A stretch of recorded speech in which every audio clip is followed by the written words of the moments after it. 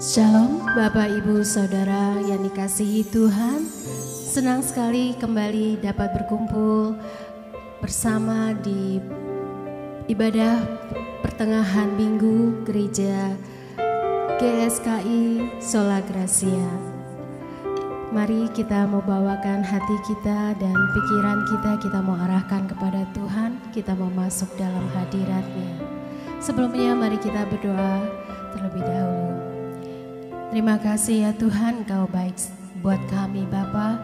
Saat ini Kau perkenankan kami untuk masuk dalam hadirat-Mu ya Tuhan.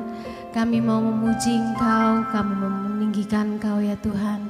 Dengan pujian kami, biarlah Kau perkenankan kami ya Tuhan. Terima kasih Bapa, di dalam nama Yesus kami berdoa. Amin.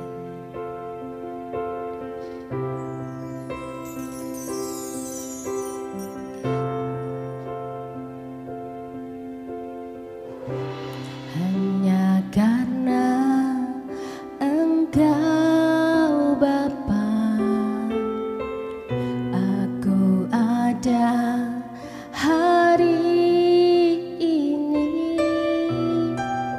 Cerah atau hujan musimku, yang aku tahu Engkau ada.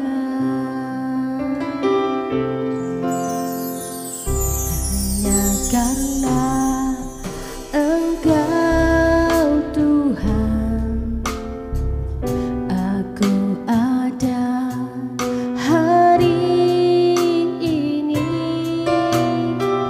Terang atau gelap jalanku, yang aku tahu Engkau beserta.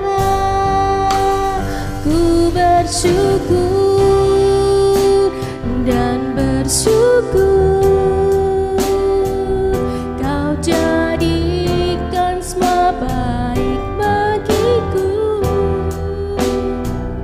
Kau selalu ada di dalam genggammu. Kau Allah Immanuel. Ku bersyukur dan bersyukur, Kau jadikan sempurna bagiku. Hidupku milik-Mu, hanyalah bagimu. Ku bersyukur dimiliki-Mu. Mari lebih sungguh lagi Bapak Ibu, kita naikkan pujian ini.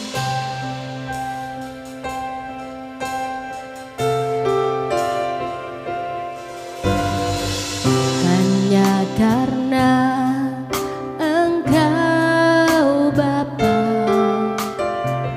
aku ada hari ini. Cerah atau hujan musimku, yang aku tahu Engkau ada.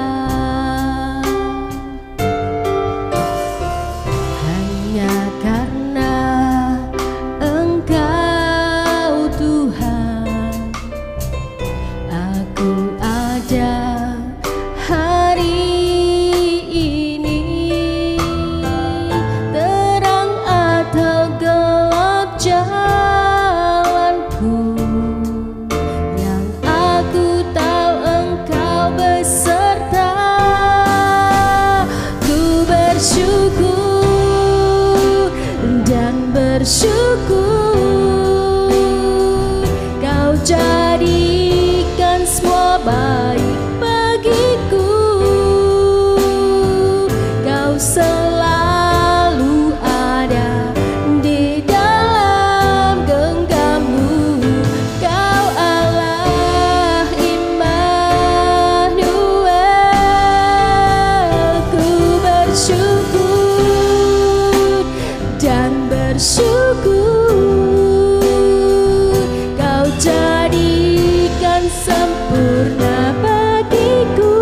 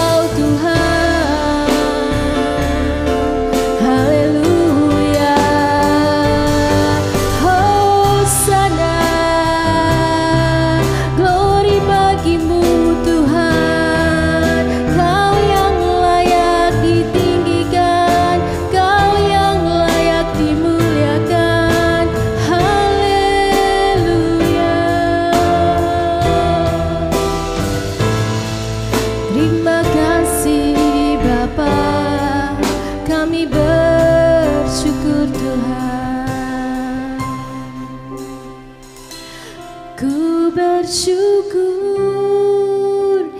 dan bersyukur,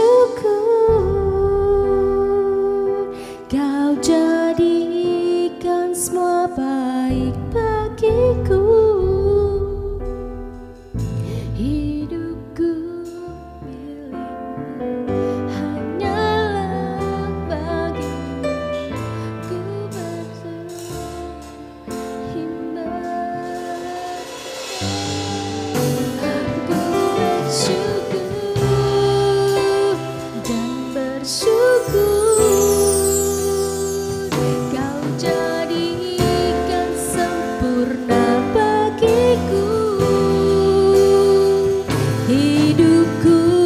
milikmu, hanyalah bagimu.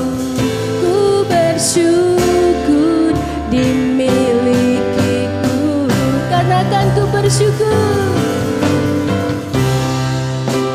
dan bersyukur, Kau jadikan semua bagiku. Kau selalu ada di dalam genggammu. Kau Allah imbah dua. Ku bersyukur dan bersyukur,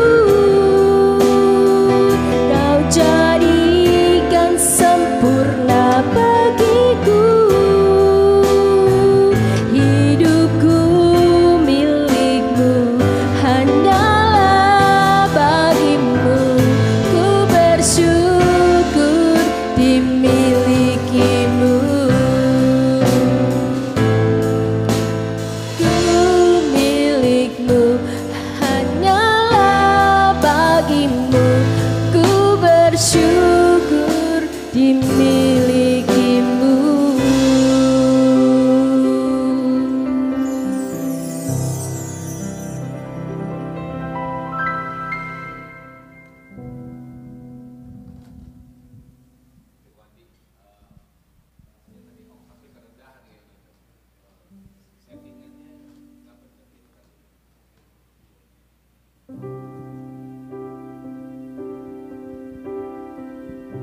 Kami mau datang dalam hadirat-Mu Bapa, untuk mendengarkan kebenaran firman-Mu. Engkau Allah yang Bapa di surga. Kami ingin selalu memuliakan nama-Mu. Mari Bapak Ibu yang terkasih, kita menyanyikan pujian ini. Bapa kami yang di surga. Haleluya. Haleluya. Terima kasih Tuhan. Bapa kami yang di surga, betapa Engkau mulia. Datanglah kerajaan-Mu, jadilah kehendak-Mu di bumi seperti di surga. Kami anak-Mu di sini, di hadirat-Mu yang suci. Diri-Mu kami hormati di dalam ketulusan dengan segenap hati.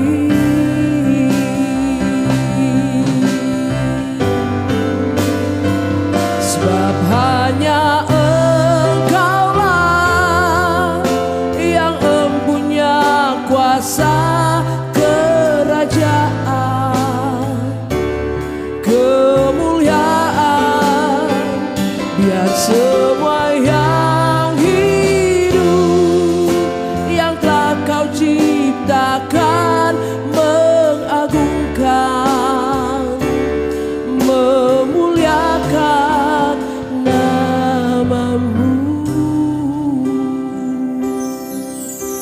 kembali katakan, Bapa kami yang di surga.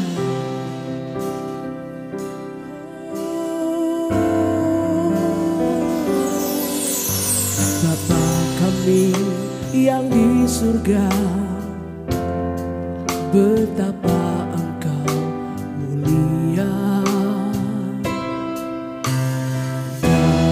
Datanglah kerajaanmu, jadilah kehendak-Mu di bumi seperti di surga. Kami anak-Mu di sini, di hadirat-Mu yang suci.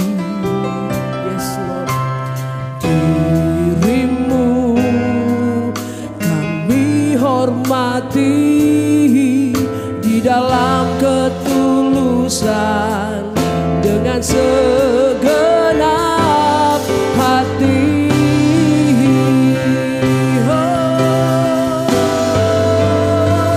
Sebab hanya Engkau-lah yang mempunyai kuasa kerajaan,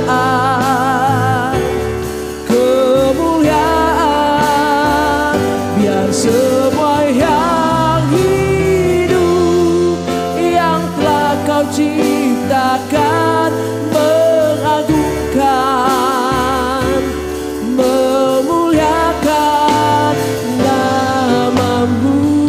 Sebab hanya Engkau, sebab hanya Engkau-lah yang mempunyai kuasa kerajaan, kemuliaan, biar semua yang hidup yang telah Kau ciptakan mengagungkan, memuliakan nama-Mu.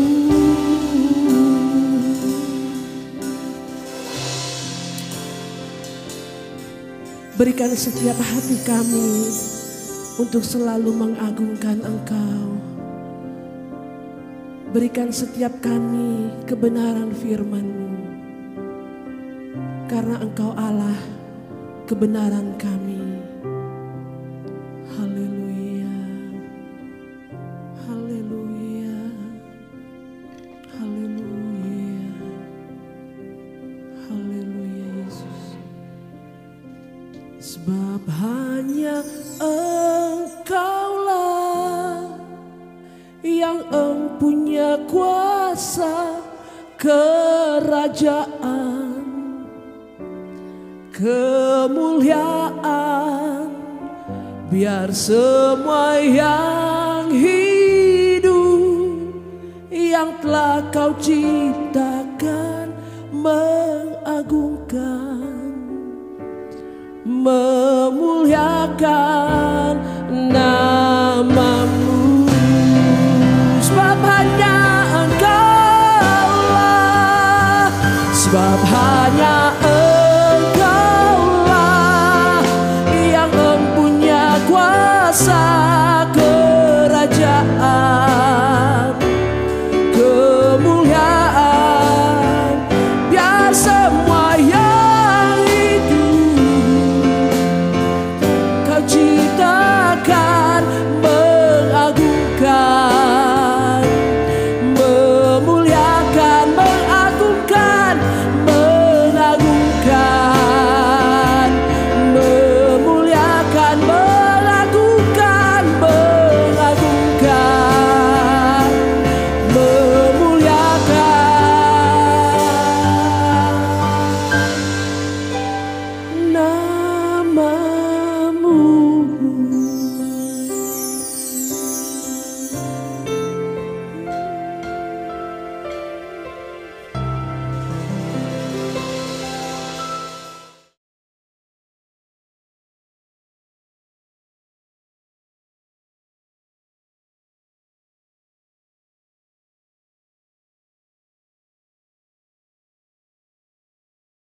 Mari kita berdoa, Bapak Ibu Saudara sekalian.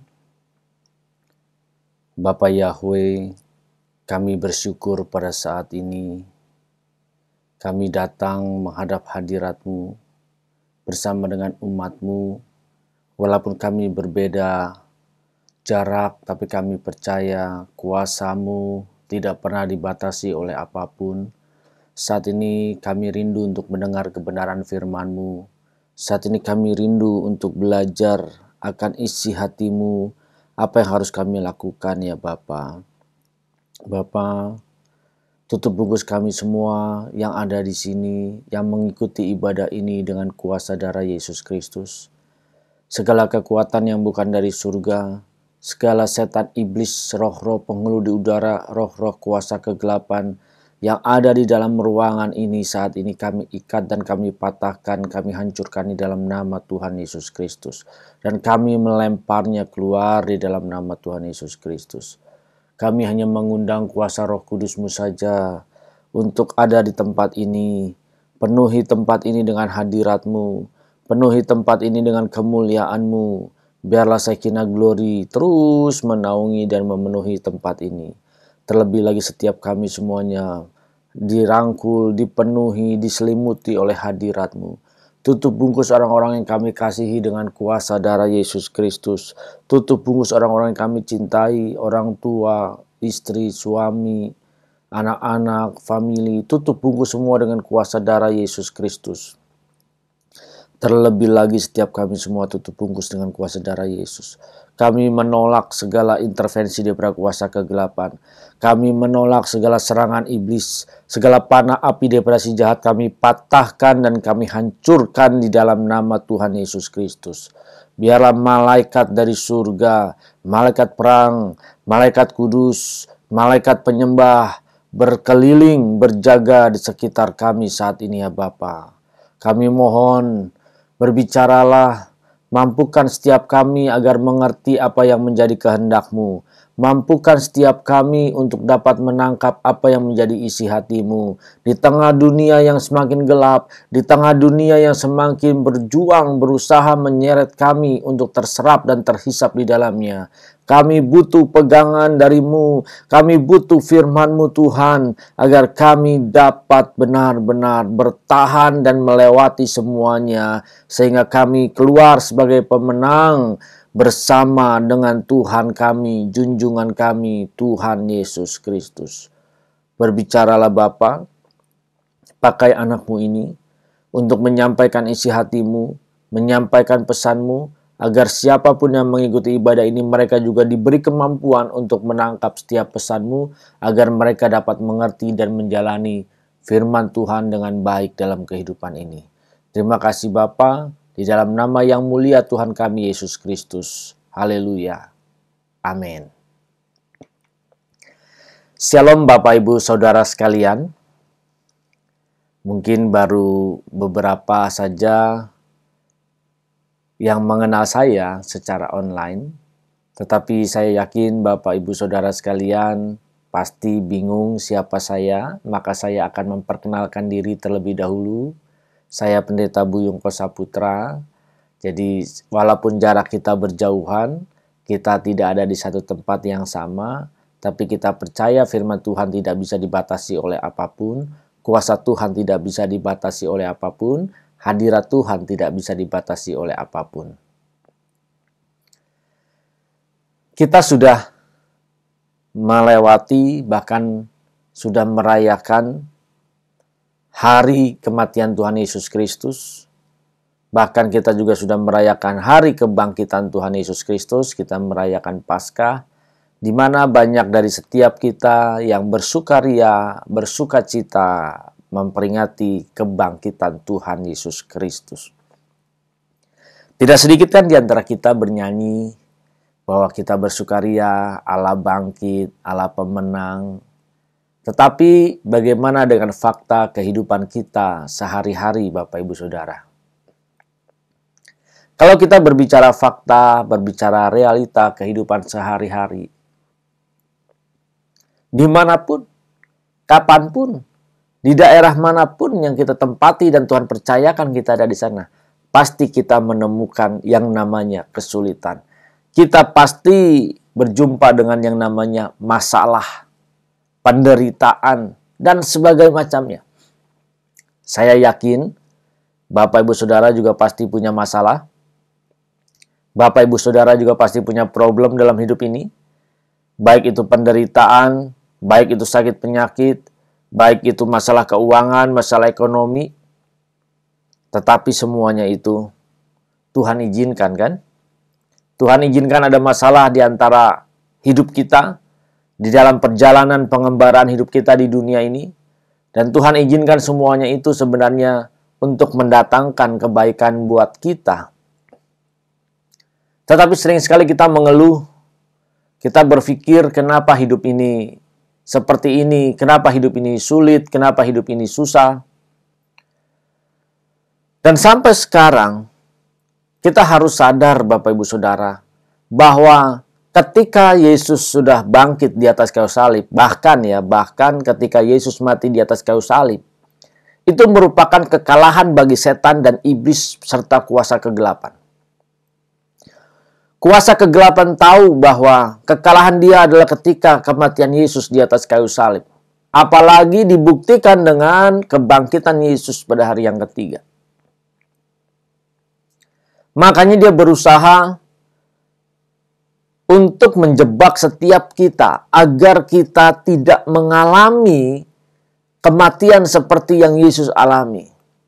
Cuman berbedanya kalau kematian Yesus alami secara fisik, di sini dia menyelesaikan semua tugas-tugasnya, tetapi kita belum bisa mengalami kematian di dalam hidup ini sebelum kita mati. Ingat ya, kematian sebelum kita mati. Iblis sering sekali menjebak manusia, bahkan sampai sekarang di zaman milenial ini. Banyak di antara kita yang terjebak dengan cara berpikir daripada setan kuasa kegelapan iblis. Berbicara kuasa kegelapan, berbicara setan iblis, tidak melulu bahwa dia harus tampil di depan kita dengan tanduknya, dengan wajahnya yang merah, dengan tombaknya atau trisulanya. Tidak, Bapak Ibu Saudara. Kalau iblis tampil dengan tampilan seperti ini, saya yakin Bapak Ibu Saudara dan kita tahu ini iblis. Maka kita bisa menampiknya. Kita bisa menolaknya, bisa menyerangnya, mematahkannya di dalam nama Tuhan Yesus Kristus. Karena ada kuasa di dalam nama Tuhan Yesus Kristus dan ada kuasa oleh darah Yesus Kristus Tuhan. Justru iblis tidak mau terang-terangan tampil. Dia menggunakan liciknya. Bagaimana dia menipu cara berpikir kita, mempengaruhi, menghasut cara berpikir kita. Kok bisa begitu? Ingat cerita tentang murid Tuhan Yesus ketika Petrus diceritakan oleh Tuhan Yesus bahwa dia akan pergi ke Yerusalem dan akan mati di sana. Lalu Petrus berkata, sekali-kali demi Tuhan itu tidak boleh terjadi. Lalu apa yang dilakukan Yesus? Diseretnya Petrus ke samping dan dikatakan, "Enyalah engkau iblis." Apakah yang dikatakan iblis si Petrusnya? Bukan. Tetapi dikatakan, "Enyalah engkau iblis." Karena pikirannya, cara berpikirnya, paradigmanya tidak sesuai, tidak sejalan seperti apa yang Bapa di surga inginkan. Mengerikan ya Bapak Ibu Saudara. Di zaman sekarang, di zaman dunia ini, saat ini, banyak sekali orang yang tidak sadar cara berpikirnya sudah terhasut oleh cara berpikir dunia ini, filosofi dunia ini, bahkan cara berpikir setan. Yesus datang ke dunia, mati di atas kayu salib, dan dibangkitkan pada hari ketiga. Dia ingin menunjukkan kepada Bapak Ibu Saudara dan saya, lihat, ada kehidupan kekal di depan kita nanti. Di mana kita akan sampai ke sana dan kita akan tiba di ujung jalan kehidupan itu. Bapak Ibu Saudara, setiap kita pasti akan sampai di ujung jalan kehidupan itu. Siapa yang bisa menjamin Bapak Ibu Saudara dan saya besok masih hidup? Saya sendiri tidak bisa menjamin besok saya masih hidup. Apakah Bapak Ibu Saudara dapat menjamin diri Bapak Ibu Saudara besok masih hidup? Pasti tidak ada yang bisa menjamin. Tapi satu hal, kita semua pasti akan sampai di ujung jalan itu. Dan ketika di ujung jalan itu, kita tidak bisa kembali lagi, Bapak Ibu Saudara. Justru sekarang ini, ketika kita mendengar kebenaran firman Tuhan ini, ayo kita ambil bagian, kita selesaikan tugas kita selesaikan pekerjaan kita selesaikan tanggung jawab kita, bahwa kita harus mempersiapkan diri kita untuk masuk di dalam kekekalan. Jangan tunggu kita ditransformasi dari tubuh fana menggunakan tubuh kekekalan, baru kita menyadari selama ini kita membuang waktu hidup. Berapa usia Bapak Ibu Saudara saat ini? 40 tahun? 50 tahun? 60 tahun? 70 tahun? Pertanyaannya, seberapa banyak waktu yang Bapak Ibu Saudara gunakan untuk mengasah manusia batinia ini agar bisa berubah menjadi serupa Yesus Kristus Tuhan? Begitu banyak kan waktu yang kita buang? Sia-sia berlalu. Kalau saat ini kita masih belum sadar, jangan tunggu sampai kita di ruang ICU, megap-megap, nggak bisa napasnya sudah separuh-separuh, baru kita mau berusaha berjuang menjadi serupa Yesus Kristus Tuhan. Kalau masih ada kesempatan Bapak Ibu Saudara. Karena iblis begitu licik menipu kita. Iblis begitu jahat menjebak kita, menyeret kita. Jebakannya itu bagaikan kaki-kaki gurita yang begitu kuat menyeret kita, menangkap kita. Ketika terperangkap di dalam jeratan itu, kita sulit untuk keluar. Bukan berarti tidak bisa, kita sulit untuk keluar. Kalau kita tidak mau menyerahkan diri kita kepada Tuhan kita Yesus Kristus dan oleh kuasa darahnya, karena hanya darah Yesus yang dapat membebaskan kita dari setiap jerat iblis itu. Yang menjadi permasalahan cara berpikir kita yang dikuasai oleh iblis. Sampai saat ini berapa banyak di antara kita yang berpikir bahwa oh, si B sudah jadi orang, sudah sukses, dia sudah bahagia, dia sudah punya rumah, dia sudah punya usaha, anak-anaknya berhasil jadi orang. Pertanyaan saya Bapak Ibu, kalau konsep kita berkata bahwa dia sudah jadi orang saat ini, itu selama ini dipengaruhi oleh cara berpikir dari dunia ini. Orang yang dikatakan menjadi orang itu karena dia punya penghasilan besar, punya uang yang banyak, lalu punya deposito yang banyak, punya logam mulia yang banyak, punya jabatan, kekuasaan, keluarga yang bahagia, punya perusahaan. Ini yang menjadi tolak ukur. Coba direnungkan. Kalau kita selama ini dikatakan belum jadi orang, lalu pada saat kita dilahirkan oleh orang tua kita ke muka bumi ini, apakah pada saat itu kita bukan orang? Ada di antara Bapak Ibu Saudara yang pada saat dilahirkan bukan orang? Pasti Bapak Ibu Saudara semuanya, saya yakin ketika dilahirkan pada saat itu sudah menjadi orang. Nah, ini konsep paradigma cara berpikir kita yang terhisap, terpengaruhi oleh cara atau filosofi dari dunia ini. Tidak sedikit kan di antara kita punya pemikiran paradigma seperti ini. Dan sampai saat ini, baik di kalangan jemaat atau di kalangan aktivis, bahkan di kalangan rohaniawan sekalipun, iblis terus menjebak kita, Bapak Ibu Saudara. Hati-hati. Hati-hati. Pada saat kita merayakan kebangkitan Tuhan Yesus Kristus, kita bersorak, bersuka cita bahwa Allah bangkit, dan Allah bangkit. Kita punya kuasa, dialah pemenang, bahkan kita dikatakan lebih dari pemenang. Bapak Ibu Saudara, kita juga harus berjuang sama seperti Tuhan kita Yesus Kristus. Dia berjuang. Dia melewati segala penderitaan. Dia menghadapi semuanya tanpa berkeluh kesah, tanpa bersungut-sungut. Berapa orang di antara kita, siapa di antara Bapak Ibu Saudara yang sampai saat ini ketika ada masalah masih bersungut-sungut? Masih ngomel, mengutuki diri sendiri. Nah, kita baca firman Tuhan terlebih dahulu ya. Dari Kolose 3 ayat 1. Kolose 3 ayat 1. Karena itu, kalau kamu dibangkitkan bersama dengan Kristus, carilah perkara yang di atas, di mana Kristus ada, duduk di sebelah kanan Allah. Pikirkanlah perkara yang di atas, bukan yang di bumi.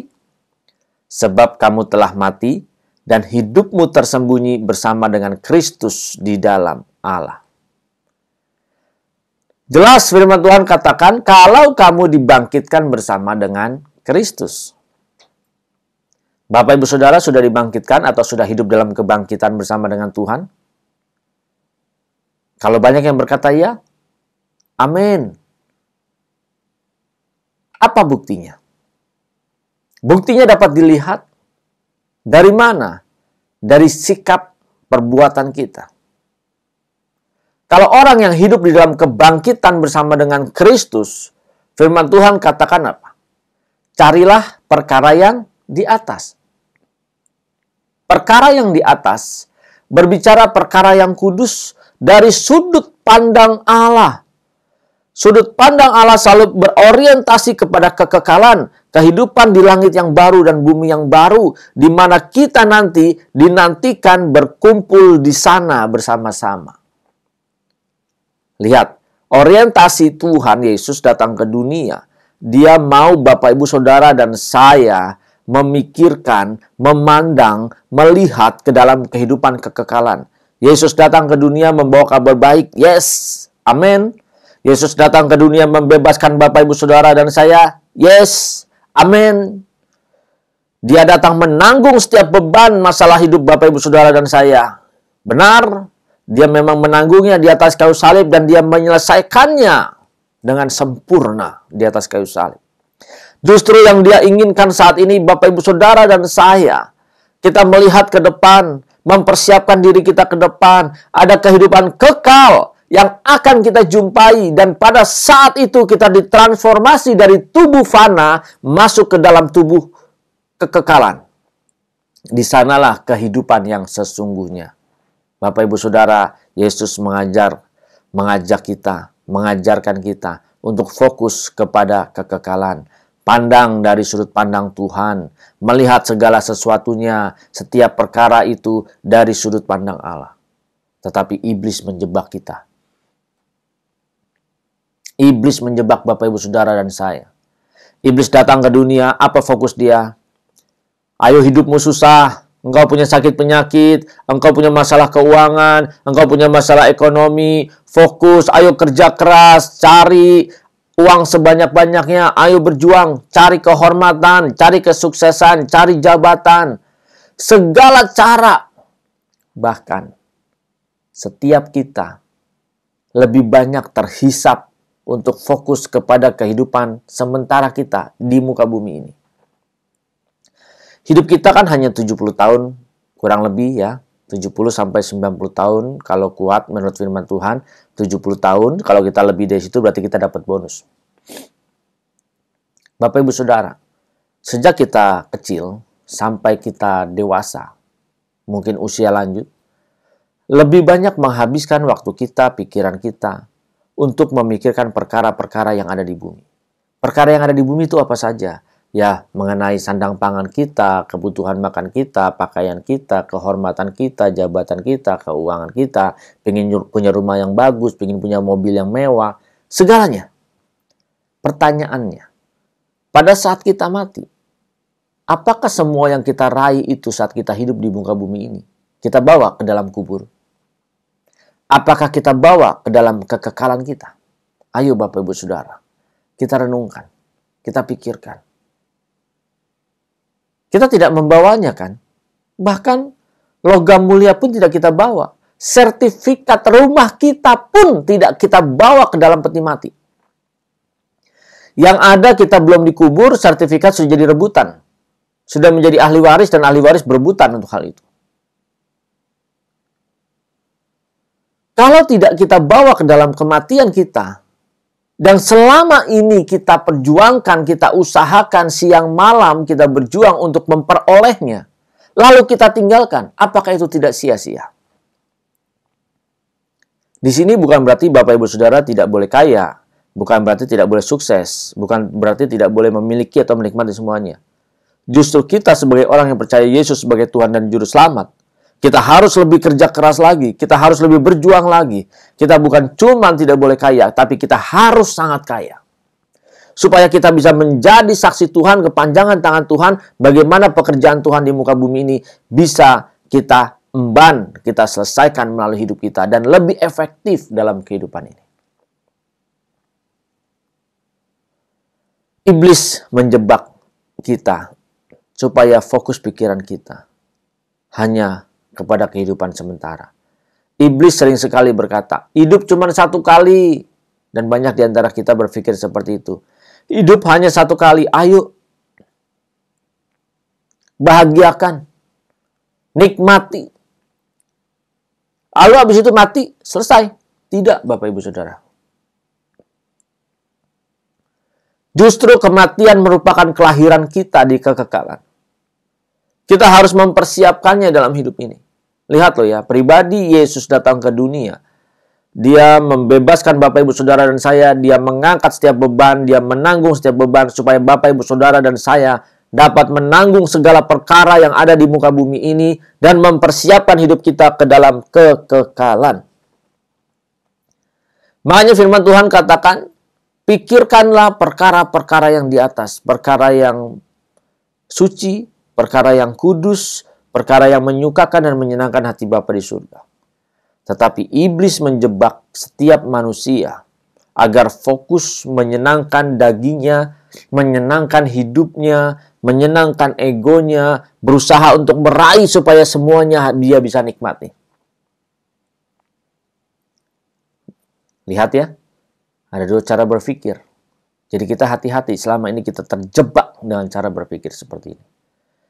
Bapak Ibu Saudara harus menyadari untuk hidup kita yang sementara di muka bumi 70 tahun. Ya, saya patok 70 tahun.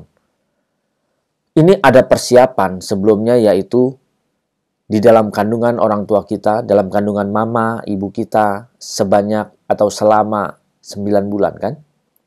Selama 9 bulan dipersiapkan vitamin kita, makanan yang sehat, gizinya, supaya ketika kita lahir di dunia ini, dunia yang fana ini, kita memiliki tubuh yang sehat, fisik yang sehat, jiwa yang sehat. Itu yang diharapkan. Makanya selama 9 bulan dipersiapkan.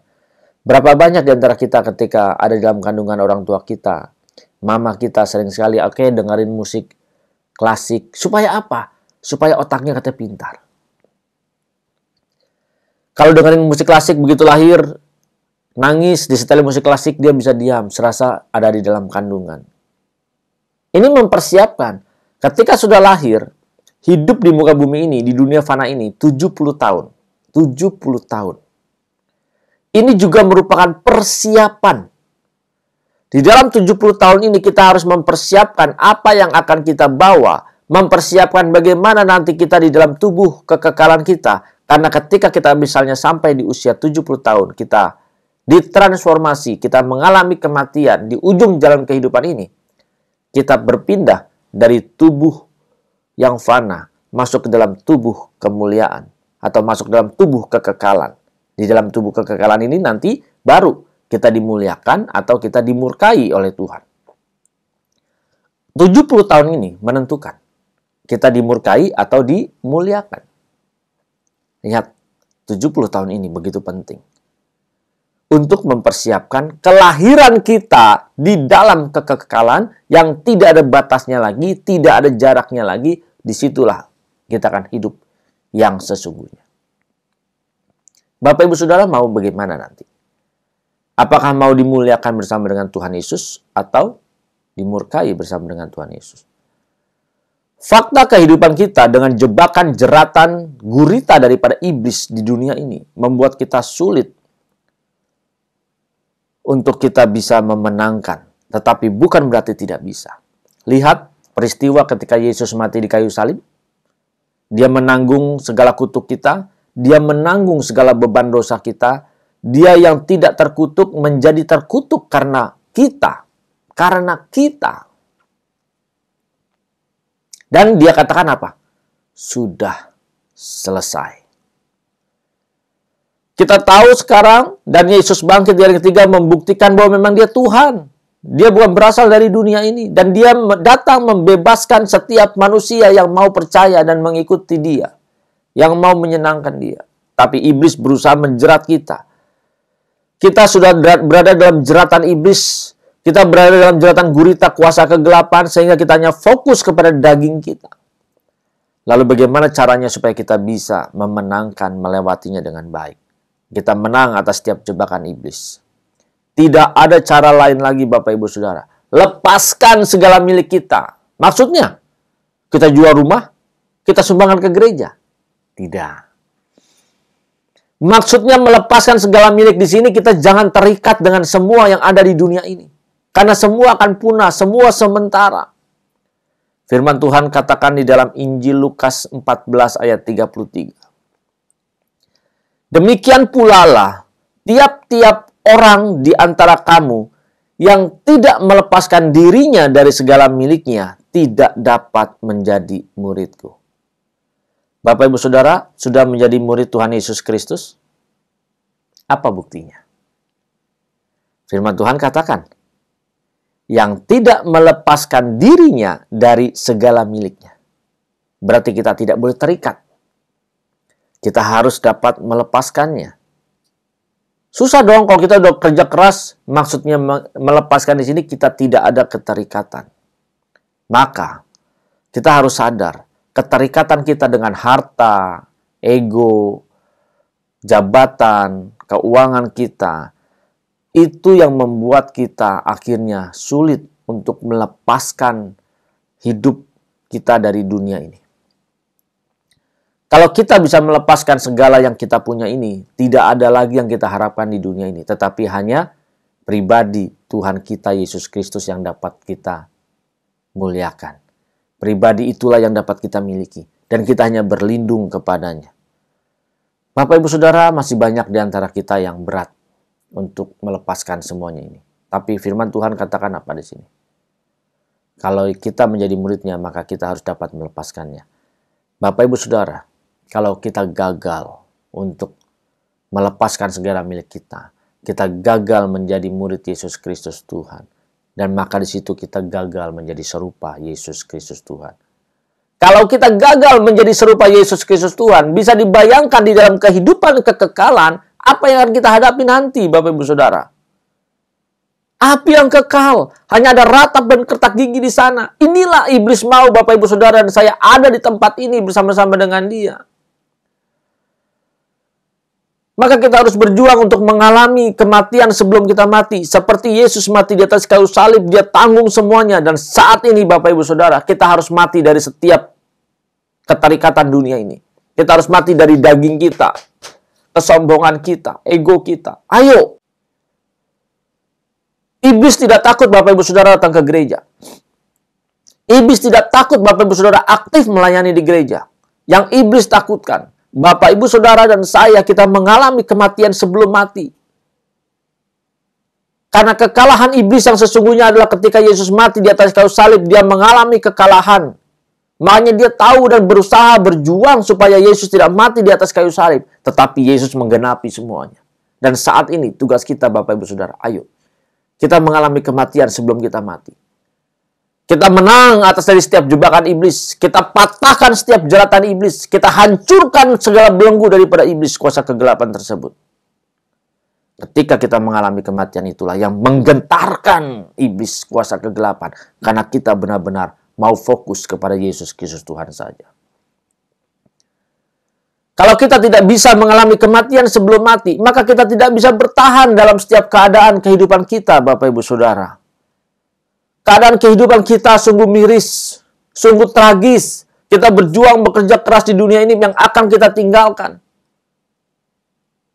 Kita hanya makan, minum, kerja, terus setiap hari berganti, apa yang kita ingin kita cari, sampai kita tua dan akhirnya kita tinggalkan. Firman Tuhan di dalam Roma 8 ayat 28 sering kita dengar dan mungkin Bapak Ibu Saudara hafal. Tidak sedikit yang berkata, saya hafal ayat ini, tetapi dia tidak bisa melewati setiap masalah dalam hidupnya. Firman Tuhan katakan, kita tahu sekarang bahwa Allah turut bekerja dalam segala sesuatu untuk mendatangkan kebaikan bagi mereka yang mengasihi Dia, yaitu bagi mereka yang terpanggil sesuai dengan rencana Allah. Jelas, setiap perkara dikatakan di sini Allah turut bekerja dalam segala sesuatu. Allah bekerja dalam segala sesuatu, dalam keadaan susah, dalam keadaan senang hidup kita, Allah bekerja. Dia izinkan semuanya terjadi. Demi apa? Demi manusia batinia, manusia rohani, Bapak Ibu Saudara dan saya bisa mengalami perubahan agar kita bisa menjadi seperti Yesus. Karena pengadilan yang sesungguhnya nanti dialah yang menjadi hakimnya yang adil. Dan ketika seorang hakim yang adil, dia melihat, tanpa bertanya pun dia tahu, apakah Bapak Ibu Saudara memiliki wajah Yesus di wajah kita masing-masing. Ayo Bapak Ibu Saudara coba lihat kiri kanan. Lihat sebelahnya. Lihat sebelah kanan, sebelah kiri. Adakah wajah Yesus di wajahnya? Bukan berarti, oh ada wajahnya mirip dengan wajah Tuhan Yesus. Bukan. Tetapi adakah karakternya, pribadinya, terangnya di dalam hidup kita? Sakit memang rasanya Bapak Ibu Saudara ketika kita harus melepaskan semua yang kita miliki, yang kita raih, perjuangan kita dari kecil sampai sekarang ini. Terkadang kita tidak bisa menerima dengan otak kita, nalar pikiran kita, bahwa penderitaan, permasalahan yang kita hadapin ini membuat kita susah dalam hidup ini. Bahkan puluhan tahun kita mengalami, dan masalah tidak pernah datang, selesai hari ini, besok tidak ada lagi. Tidak. Firman Tuhan katakan, masalah hari ini cukuplah untuk hari ini. Masalah besok ada kesudahannya sendiri. Coba Bapak Ibu Saudara lihat wajah yang ada di sebelah kiri dan kanan. Coba tengok, ada di sebelah kiri dan kanan wajahnya. Pandang wajahnya. Coba lihat. Adakah sukacita? Pasti banyak masalah. Kalau saya tanya sekali lagi. Coba di antara Bapak Ibu Saudara, siapa yang punya masalah? Jujur ya, jujur. Tuhan melihat jawaban yang jujur dari Bapak Ibu Saudara. Sekarang Tuhan melihat siapa di antara Bapak Ibu Saudara yang punya masalah, boleh angkat tangan. Saya angkat tangan, saya juga punya masalah. Oke, turunkan tangan. Semua mengangkat tangan karena punya masalah. Dan Tuhan menyaksikan melihatnya. Itu menggambarkan dan terlihat. Makanya bisa lihat wajah-wajahnya. Wajah-wajah bermasalah, termasuk saya. Kita semua punya wajah bermasalah, karena kita hidup pun di dalam masalah. Bukan berarti kita tidak bisa menang, kita bisa menang kalau kita bisa menanggalkan semua beban, kita bisa menanggalkan segala milik kita, maka kita bisa menghadapinya. Ingat loh, Yesus sudah menanggung setiap perkara kita di atas kayu salib. Maka kita harus tanggalkan, dia sudah tanggung. Dan kita harus berjuang bagaimana menjaga hidup kita. Jaga hidup kita dengan benar. Tanpa kita menjaga hidup kita, melepaskan semuanya, kita tidak bisa bertahan dalam hidup ini. Berat rasanya Bapak Ibu Saudara. Kalau kita masih gagal mematikan kedagingan kita, dari cara berpikir kita, cara pandang kita, telinga kita, mulut kita, sikap hati kita, biasanya kita mudah sekali merasakan sakit hati. Kok bisa? Karena kita merasa memiliki. Mudah kita mengalami kekecewaan. Mudah kita mengalami penderitaan yang luar biasa. Dan hal ini terus terjadi. Tetapi kalau kita bisa melepaskan semua milik kita dan hanya fokus kita miliki Tuhan saja, maka kita bisa bertahan dan melewatinya dengan bahagia. Mau bahagia? Ikuti cara Tuhan, bukan cara kita. Bapak Ibu Saudara, pernah tahu yang namanya jeruk nipis? Jeruk nipis itu rasanya apa? Manis? Bukan. Asam. Pernahkah merasakan atau mau mencoba? Atau pernahkah ketika kita ada luka di daging kita, di tubuh kita ada luka, lalu kita ambil jeruk nipis dan kita peraskan luka itu dengan jeruk nipis. Apa rasanya? Sakit? Ya, perih. Aduh, kita tahan, kita tiup-tiup. Sampai kering. Kita ambil lagi jeruk nipis, kita peraskan lagi. Perih nggak? Perih. Kita tiup-tiup. Sudah kering? Ambil lagi jeruk nipis dan kita teteskan. Lalu perih nggak? Perih. Terus terjadi. Mungkin sampai beberapa kali, 10 kali lebih. Sampai pada akhirnya kita tetesin jeruk nipis lagi. Tubuh kita tidak merasakan sakit sama sekali. Di dalam kehidupan kita, ketika kita bisa melewati setiap penderitaan yang ada bersama dengan Tuhan, maka kita pun pada akhirnya tidak lagi merasakan penderitaan tersebut karena kita tahu kebahagiaan kita hanya bersama dengan Tuhan. Kita harus sadar kita pasti bisa. Ingat, di balik setiap keadaan kehidupan kita, Allah bekerja. Dan semuanya itu untuk mendatangkan kebaikan buat kita, Bapak Ibu Saudara. Mempersiapkan hidup kita untuk masuk dalam kehidupan kekekalan yang selama-lamanya.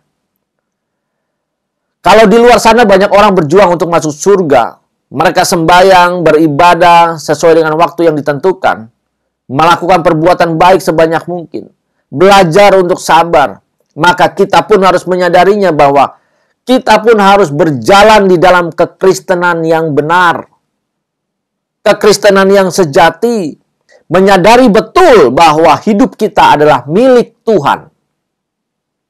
Kita harus bertanggung jawab untuk mengisinya dan menjaganya agar tidak terjatuh ke dalam dosa. Hidup Bapak Ibu Saudara dan saya adalah milik Tuhan. Ingat, kita sudah ditebus dan dibayarnya lunas dengan kematian Yesus di atas kayu salib, dengan darahnya yang tercurah. Bapak Ibu Saudara dan saya sudah menjadi milik Tuhan kalau kita percaya dan menjadikan Dia Tuhan dan Juru Selamat dalam hidup kita. Ketika kita sudah dibayar lunas dengan darahnya, kita tidak punya hak apa-apa. Tetapi sampai saat ini, yang membuat kita sakit hati, membuat kita kecewa, karena iblis menjebak kita merasa bahwa kita memiliki hidup ini. Hati-hati, iblis menjebak kita, Bapak Ibu Saudara. Hati-hati. Ayo. Dunia semakin lama semakin gelap, dunia semakin hancur. Banyak orang tidak bisa mengalami bagaimana berperang mengalahkan segala tipu daya iblis ini. Mereka tidak bisa. Ya, memang tidak bisa kalau kita berjuang sendiri. Karena hanya darah Yesus yang mampu membebaskan kita. Kalau kita sudah bisa melepaskan segala milik kita bisa bertahan dalam kehidupan yang mungkin sulit, sukar, maka kita akan dapat menikmatinya. Hidup di dalam kematian bersama dengan Tuhan. Kematian di sini bukan secara fisik, tetapi kematian sebelum kita mati. Setiap kita yang masih terikat dengan semua kenyamanan dunia ini, fasilitas dunia ini, pasti masih sering mengalami yang namanya sakit hati, kecewa, marah. Dan iblis selalu berjuang. Ingat ya, iblis tidak takut Bapak Ibu datang ke gereja. Dia akan berkata, silakan pergi ke gereja, tapi kaki kita dirantai. Tidak sedikit kan? Orang datang ke gereja, haleluya, haleluya. Kudus, berusaha untuk tampil sesuci-sucinya. Keluar dari gereja, ketika ada orang yang nyakitin dia, apa yang dia perkatakan? Adakah ketika orang menyakiti dia, dia berkata, haleluya? Ingat Bapak Ibu Saudara. Tunjukkan iman kita, percaya kita, dengan kematian kita di dalam kehidupan ini. Kematian di sini adalah kematian dari kedagingan kita. Iblis tidak takut Bapak Ibu Saudara rajin ke gereja, tapi iblis takut kalau Bapak Ibu Saudara mengalami kematian. Bukan berarti habis ini, nggak perlu ke gereja, nggak perlu datang ibadah. Bapak Ibu Saudara dapat sanggup menanggung semua beban. Bapak Ibu Saudara dapat mematikan semua daging dan mengerti jalannya. Bapak Ibu Saudara harus bersekutu bersama-sama dengan saudara-saudara seiman di dalam gereja. Berdoa bersama, saling menguatkan, saling mendoakan. Mari, jangan terjebak dengan segala tipu daya iblis Bapak Ibu Saudara. Ingat, sampai detik ini, iblis tidak pernah berhenti. Dan dia selalu bekerja, berjuang. Ingat itu. Sampai detik ini, mari. Siapapun di antara Bapak Ibu Saudara yang mungkin merasa masih memiliki kekuatan-kekuatan dari supranatural yang lainnya, lepaskan. Tanggalkan semua itu. Hanya milikilah pribadi Tuhan kita Yesus Kristus itu. Yang membuat kita mempersiapkan hidup kekekalan kita. Bapak Ibu Saudara mau masuk dalam langit baru, bumi baru? Mau nanti memerintah bersama-sama dengan Tuhan kita Yesus Kristus? Ingat, jangan terjebak dengan tipu daya iblis. Iblis sampai saat ini masih terus berjuang menjebak kita Bapak Ibu Saudara. Dan ingat, ada kuasa darah Yesus yang memerdekakan kita. Satu hal yang pernah saya alami. Puluhan tahun yang lalu ketika saya bekerja, bertemu dengan seorang security keamanan, dan dia tiba-tiba berkata, "Pak Buyung punya pengawal ya?" Lalu saya berkata, "Kamu dari tadi teropong-teropong saya ya? Kamu berusaha melihat ya?" Saya bilang, "Gak usah curi-curi. Ayo terang-terangan. Butuh apa? Mata saya." Saya bilang, "Oke, lihat mata saya." Kita dari jarak yang dekat, tidak sampai 1 meter, dia menatap mata saya. Lalu pada saat itu saya hanya berkata seperti bergumam, berkata dengan pelan dan halus. Saya berkata, "Darah Yesus." Orang tersebut langsung mundur, Bapak Ibu Saudara. Dia berkata, "Pak, jangan ditutup dong Pak. Tadi saya bisa lihat, sekarang Bapak tutup." Lihat, hanya dengan berkata darah Yesus, orang ini dengan kekuatannya dia mundur. Lalu saya bilang, "Tidak, saya tidak berdoa apa-apa." "Oke, saya tidak menyebut apa-apa, silakan lihat." Dan dia berusaha melihat lagi. Tidak sampai 1 menit, dia terpelanting ke belakang. Dan dia berkata, "Saya tidak kuat. Ada cahaya putih yang keluar dan panas." Pada saat itu, saya tidak pernah berpikir bahwa ternyata saya masih bisa diteropong. Dan seharusnya Bapak Ibu Saudara dan saya, kita yang percaya, darah Yesus berkuasa dalam hidup kita. Darah Yesus yang menyucikan hidup kita. Maka Bapak Ibu Saudara dan saya seharusnya tidak bisa lagi diteropong oleh kuasa kegelapan. Karena darah Yesus yang menudungi kita dan menaungi kita, memproteksi hidup kita. Maka kita harus menjaga hidup ini. Hidup dalam kesucian dan kekudusan Tuhan. Ayo, mau kan kita menang menghadapi setiap masalah dalam hidup ini? Mau menang dari semua jebakan gurita daripada iblis itu? Supaya kita tidak terseretnya? Lepaskan segala milik kita. Jangan terikat. Karena keterikatan itulah yang membuat kita sulit untuk menang dari setiap jebakan iblis. Tanggalkan semuanya. Jangan lagi kita merasa itu milik kita. Kalau kita sudah bisa melepaskannya, kita hidup di dalam kematian daging kita, maka kita bisa menikmati kehidupan kita di dunia ini bersama dengan Tuhan. Dan mempersiapkan kehidupan kekal kita untuk masuk di langit yang baru dan bumi yang baru. Amin. Mari kita berdoa. Terima kasih Bapa di surga, buat firman-Mu pada saat ini, yang Kau sampaikan bagi setiap kami. Kami mohon saat ini ya Bapa, mampukan kami agar kami dapat hidup sesuai dengan kebenaran firman-Mu, agar kami dapat mempraktekkan setiap firman-Mu. Bapa, masalah hidup di dunia ini begitu banyak, begitu pelik. Bahkan dari setiap Bapak Ibu Saudara yang ada di tempat ini, yang beribadah saat ini, ada juga yang mengalami sakit penyakit, yang sudah frustasi, yang rasanya kok tidak kunjung sembuh. Bahkan ada yang mengalami kelemahan tubuh. Ingat Bapak Ibu Saudara, Tuhan datang menanggung setiap beban Bapak Ibu Saudara, mengangkat setiap penderitaan Bapak Ibu Saudara. Dan Bapak Ibu Saudara juga punya kuasa yang sama. Saya akan berdoa dari sini.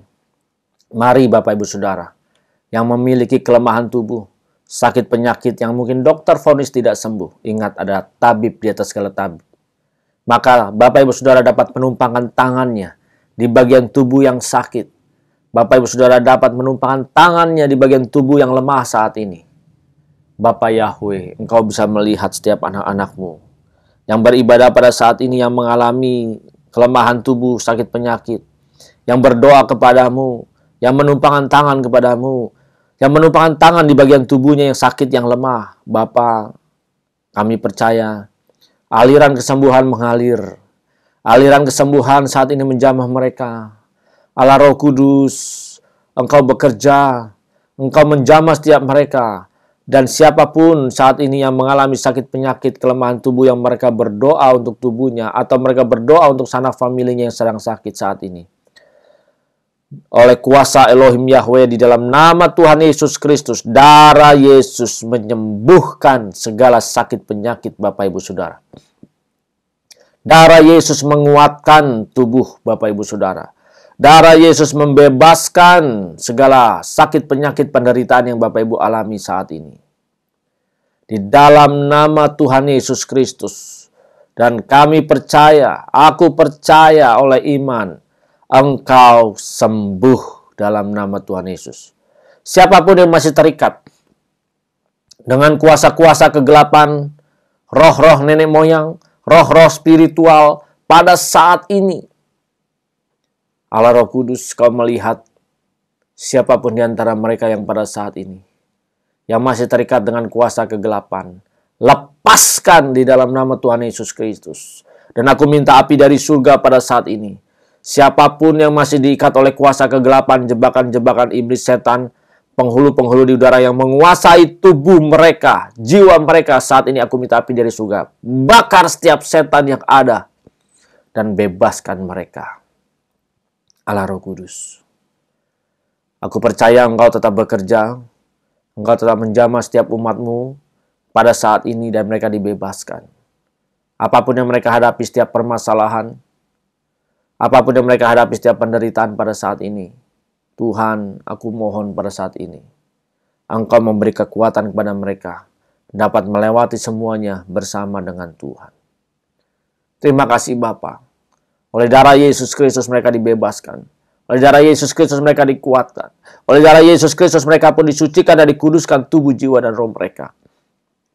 Terima kasih Bapa. Kami bersyukur buat kebenaran firman-Mu. Kami bersyukur buat lawatan-Mu. Terima kasih Bapa. Di dalam nama Tuhan Yesus Kristus, kami sudah berdoa dan mengucap syukur. Amin.